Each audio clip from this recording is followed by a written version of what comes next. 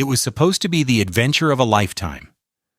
9 experienced hikers set out into the Ural Mountains in 1959 and never returned.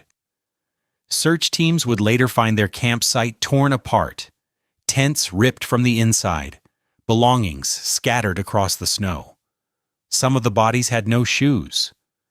Some had broken bones with no signs of struggle. One had no eyes.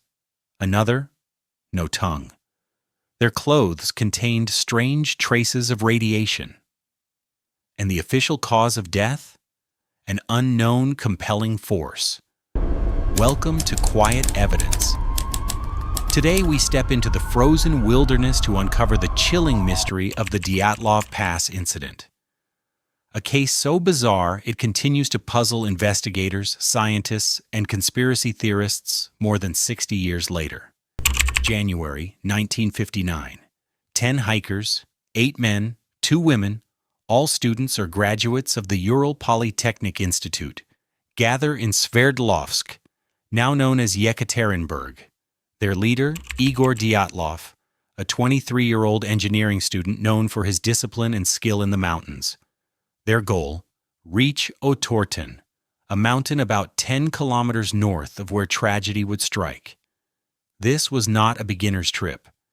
These were experienced trekkers, trained to survive in extreme cold.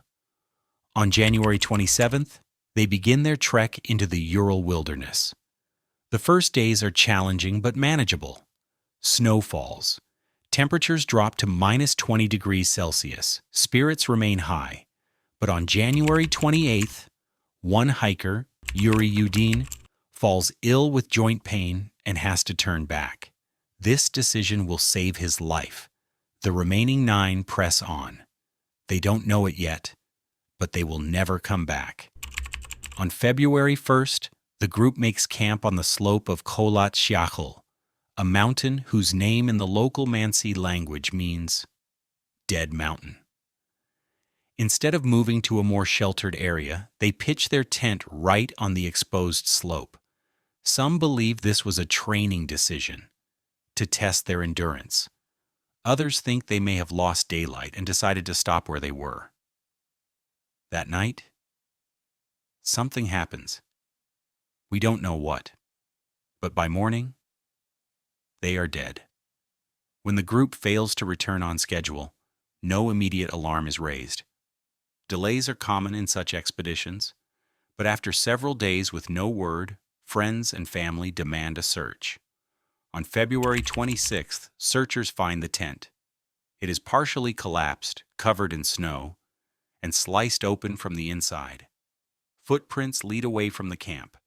Some barefoot, some in socks, some wearing only one shoe. The tracks go for nearly half a kilometer before disappearing into the snow. The first 2 bodies are found under a large cedar tree, wearing only underwear. Nearby, searchers find remnants of a small campfire.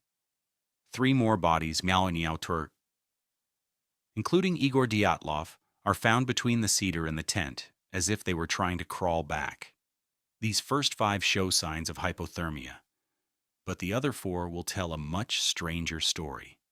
It takes 2 more months, until May, for the remaining bodies to be found, buried under several meters of snow in a ravine.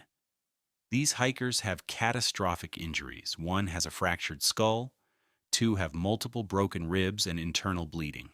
Ludmila Dubinina is missing her tongue, eyes, and parts of her lips.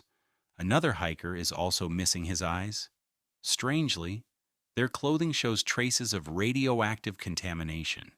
There are no signs of struggle, no external wounds to match the internal trauma, as if they were hit by a force they couldn't see. Avalanche theory. The official Soviet investigation concluded that an unknown compelling force caused their deaths. In modern times, some researchers say it was likely a small avalanche, forcing them to cut their way out of the tent and flee to safety. But critics point out, the slope was not steep enough for a large avalanche. The tent and items inside were not buried deeply in snow. Military testing theory. Others believe the hikers accidentally wandered into a secret Soviet weapons test area. The injuries could match shockwave trauma from an explosion.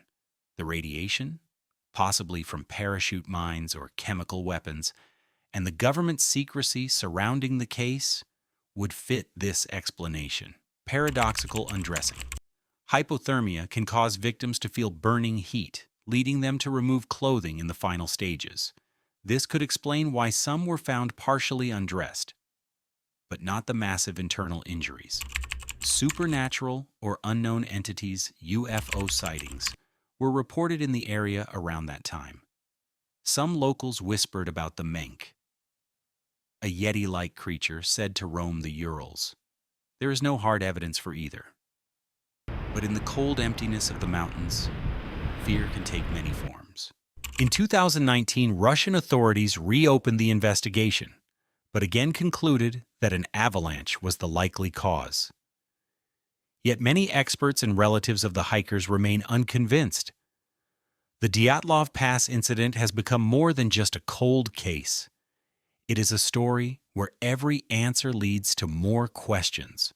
Who or what drove 9 skilled hikers into the freezing night, half-dressed and straight toward their deaths?